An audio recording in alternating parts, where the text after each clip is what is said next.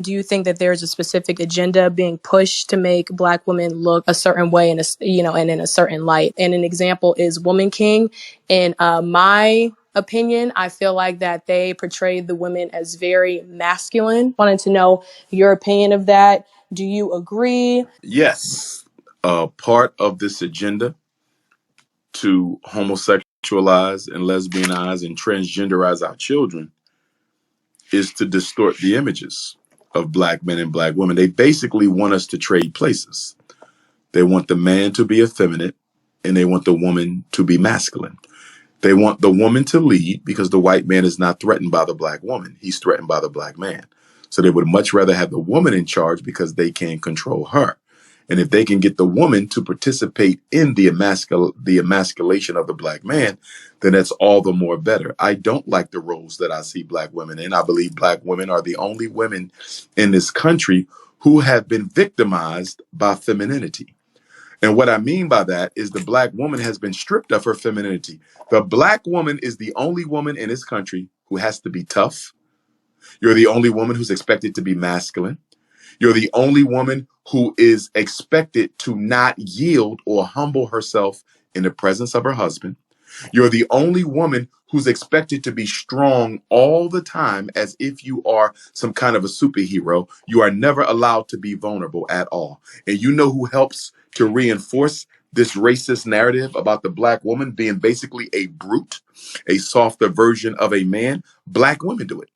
I see it all the time. Black women reinforce this narrative that y'all have to be macho.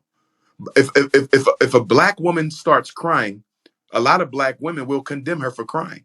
If a Black woman says, I want a husband, I'm tired of being by myself, other Black women will call her weak. If a Black woman says, I need a man to help me take care of these children, another Black woman will say, what you crying and complaining about? You don't need no man. I'm the mother and the father for my child, and my mom raised all of us all by herself.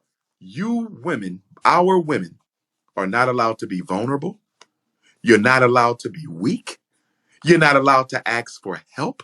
You have been victimized by your spirituality, and you have been stripped of your femininity, and somehow in being victimized by your spirituality and stripped of your femininity, a lot of Black women have come to see this as something strong and powerful, and they fail to recognize that this is an exploitation of who you are, and they are using it to dehumanize and masculinize you. The Black woman must take back her God-given right to be feminine. Not only are you feminine, you are the mothers of femininity. You are the living, breathing manifestation of divine feminine essence.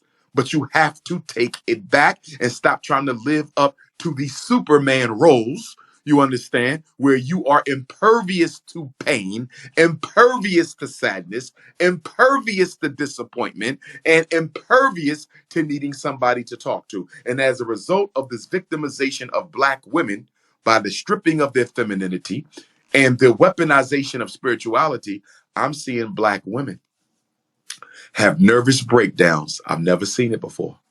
I'm seeing record numbers of Black women ending up as alcoholics and chain smokers and hard drug users. You know why? Because Black women are not allowed to be vulnerable and they ain't got nobody to talk to. The Black woman is lonelier than the Black man. The Black woman is lonelier than the Black man. And I'm going to tell you why I say that coming from a therapist perspective. Black men, we got our issues. Lord knows we killing each other on the streets every day. So everybody knows the Black man has issues. But let me tell you this. If I need to talk to a brother about a problem, I'll roll up to a brother and talk to him about a problem. Black women is not so easy. Black women are so in competition with each other.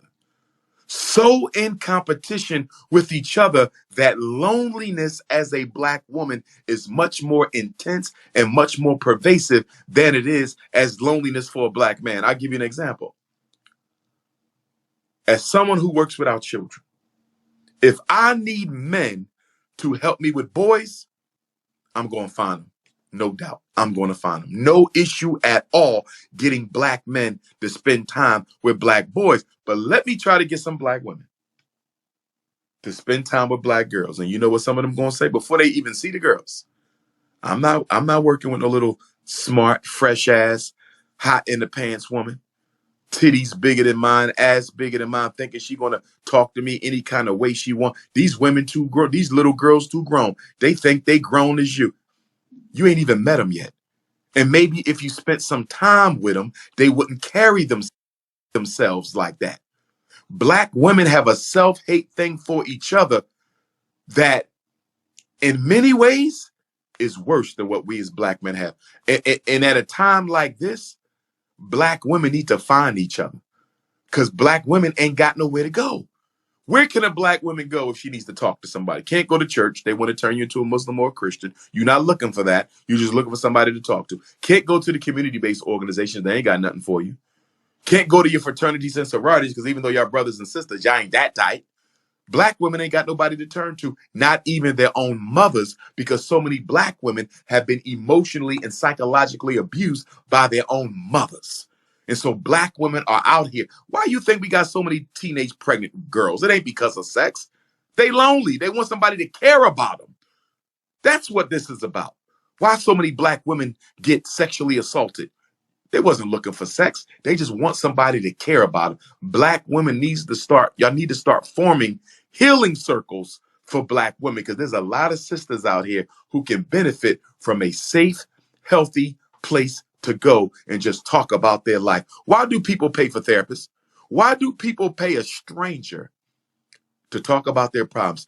You know why people pay a stranger to talk about their problems? It's 3 reasons. Number 1, you pay them to keep your business to themselves. That's a big problem with black women. Y'all talk too damn much. I'm just going to say it. I know some of the sisters in the chat don't want to hear it, but I'm going to be honest and y'all know it's true. Y'all talk too damn much. When a girlfriend tells you her personal business, you have no right to go home and share it with your man. But that's exactly what y'all do. That girl just exposed her heart to you about her sex abuse or molestation or pedophilia or whatever she's been through, and she trusted you to keep it to yourself. And instead of keeping it to yourself, you went home and told it to your damn boyfriend who went and told it to his friends, and now her business is all out in the streets. That's why people go to therapists, because we are sworn by law and ethics to keep what you tell us to ourselves. Second reason we go to therapy is we want somebody to listen to us without judging us. That's right. Without persecuting us. All you need to get over. All you weak. All you didn't sin. All you done broke God's commandments. You not who your father was. You not who your mother was. Listen, we all fall short. We all make mistakes. Ain't none of us on this planet who is not a living contradiction. We are a work in progress. We are born to be works in progress. If you want to talk to somebody about the problems you have, why the hell would you talk to somebody who ain't going to do nothing but judge you and condemn you the entire time that you're telling your narrative? That's the second reason, to not be judged and condemned. And the third reason people go to therapy is to get some honest advice that is not colored by personal agenda. What do I mean? You a black woman, you talking to your girlfriend about your husband, but she got a secret crush on your husband. She's telling you to break up with him. Girl, he ain't no good. If he cheated on me, I'll leave him. You weak, you bad, you this, and you end up leaving him. And guess what? 6 months later, guess who's sleeping with your ex-husband? Your damn girlfriend. Her advice was colored by a personal agenda. And that's why people go to therapy. That's why people would rather talk to a stranger than a cousin, an aunt, a parent, a next door neighbor, a best friend, a frat, a soror, because they can't get confidentiality with us. They can't get a safe space without being judged, and they can't get somebody to give them some honest advice that's not being colored by their own personal selfish agenda. That's powerful, brother.